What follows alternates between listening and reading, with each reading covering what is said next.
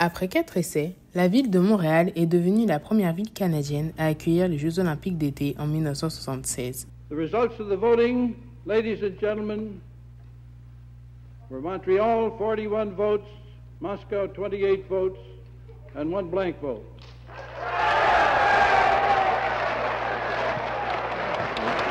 Porté par Jean Drapeau, ce projet se voulait ambitieux et a permis à Montréal de faire un pas de plus vers la reconnaissance internationale qu'elle a aujourd'hui. Avec l'accueil des Jeux olympiques, de nouvelles infrastructures sont à prévoir. Est alors commencé le stade, la piscine, les bassins et le village olympique, ainsi que l'actuel complexe sportif Claude Robillard et le centre Étienne Desmarteaux. Construit par l'architecte français Roger Taillibert, le stade olympique a été une construction complexe à achever. Entre la crise énergétique de 1973, l'explosion des coûts des matériaux et la grève des travailleurs, le budget initial de construction, prévu à 250 millions de dollars, reviendra à 1,6 milliard de dollars. Pour le début des Jeux, le mât du stade ne sera pas achevé, mais tout de même, son architecture se voudra novatrice. Le stade est ainsi un mélange entre le Stade de France et la vision de Jean Drapeau, qui voulait un stade utilisable en toute saison. Comme à chaque Jeux olympiques, le comité du pays d'accueil crée l'identité visuelle des Jeux. Des pictogrammes en plaçant par le flambeau, les affiches, la mascotte et bien sûr le logo font partie intégrante des Jeux. Le logo a été créé par Georges Huel, designer graphiste qui a été à l'origine du logo de l'exposition universelle et de celui de la ville de Montréal adopté en 1981. Cet emblème évoque la fraternité universelle qu'offre l'idéal olympique, ainsi que la gloire des vainqueurs, l'esprit de bravoure de ces combats et l'ascension de Montréal au rang de ville olympique.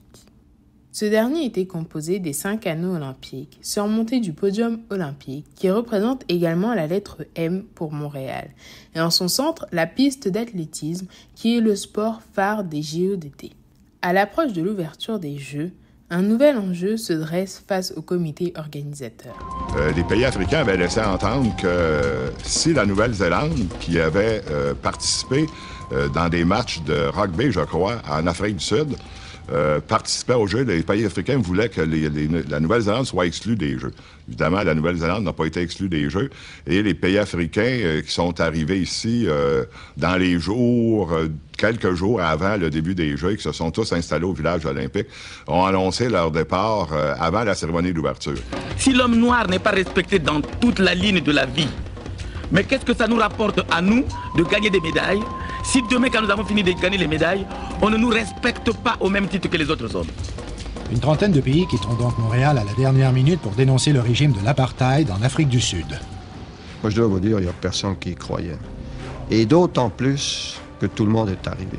Il y avait d'excellents athlètes africains à l'époque qui ont été privés d'une chance à cause de décisions politiques qui étaient en dehors de leur contrôle.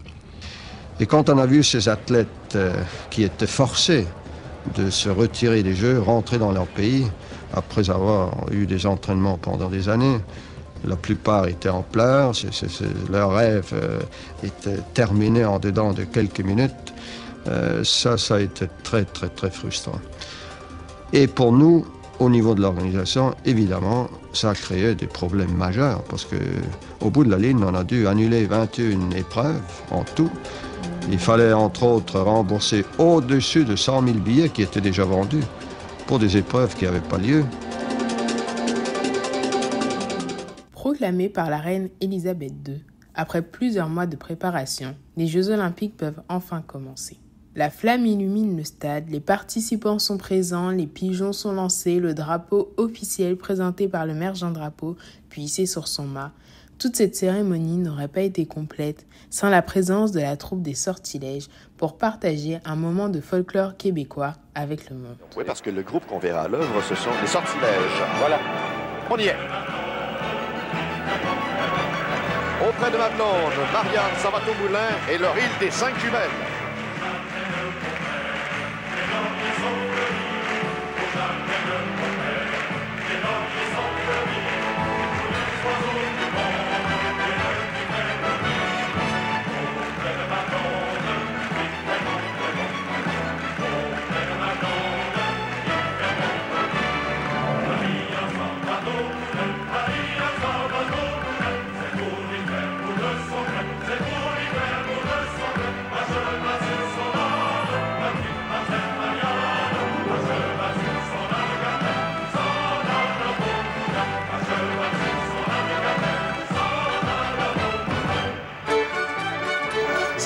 ce jour, les costumes sont issus de l'île de Coudre, qui se situe dans la région de Charlevoix. Le costume des danseuses était constitué d'une blouse au col haut, un chapeau appelé la caline, d'un tablier et d'un jupon porté par les paysannes du 19e siècle dans la région de Charlevoix, d'une jupe plissée et d'un corsage, tous deux coupés dans le même tissu, en coton d'indienne. L'impression textile, originaire des Indes, commence 2000 ans avant notre ère. L'artisanat de décorer des tissus de coton se transmet de génération en génération depuis plusieurs années. Le processus de fabrication des indiennes repose sur l'utilisation de sel métallique appliqué sur la toile dans le but de fixer les colorants utilisés pour effectuer le motif. Reconnu pour sa durabilité dans le temps, ce tissu généralement imprimé floral se répand en Europe en 1650. Par leur légèreté, leurs motifs et couleurs éblouissantes, les indiennes vont séduire les européennes qui étaient habituées à porter des lourdes soieries et les nages. Le costume des danseurs était lui composé d'une veste ample portée au-dessus de la chemise, un chapeau de paille, la traditionnelle ceinture fléchée, fabriquée pour l'occasion par Jean Cadoret et d'autres bénévoles, ainsi qu'un pantalon gris porté dans les bottes sauvages. Ces dernières ont été créées après que les habitants des colonies canadiennes se soient rendus compte que les chaussures de tradition française ne correspondaient pas au climat canadien.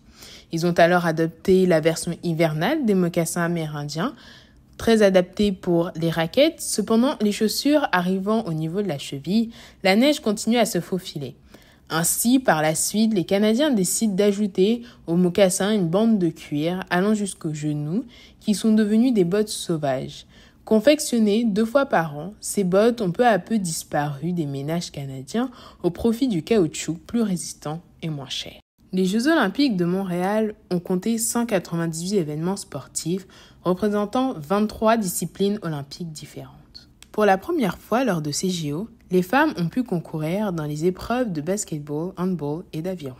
Au cours de ces Jeux, 45 nouveaux records olympiques ont été établis, dont 23 en natation et 18 en athlétisme.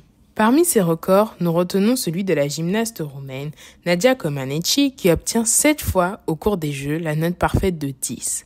À l'athlétisme, Caitlyn Jenner, ancienne membreuse Jenner, bat un nouveau record au décathlon, Edwin Moss au 400 mètres haies ou encore Sugar Ray qui remporte tous ses matchs. En s'inspirant du drapeau olympique, les membres du comité d'organisation ont décidé de faire former les 5 anneaux olympiques par les participants. Quelques 500 jeunes filles de la commission scolaire de la Rive-Sud ont formé les cercles colorés dissimulés sous des capes blanches. Par la suite, remplis par les 130 porte-enseignes, les 650 Amérindiens et les 780 athlètes et les chefs de l'Association des Indiens du Québec, a été installé au centre des cercles des tipis de la couleur des anneaux dans le but de rendre hommage au mode de vie des Premières Nations. Cette cérémonie permettra d'effectuer un hommage direct aux communautés autochtones du Canada. Après la fermeture des Jeux par Lord Kilani, ancien président du Comité international olympique, le stade a été plongé dans le noir et les personnes présentes ont été invitées à allumer une chandelle et le grand tableau a annoncé la fin des Jeux olympiques de Montréal et a introduit les Jeux de Moscou.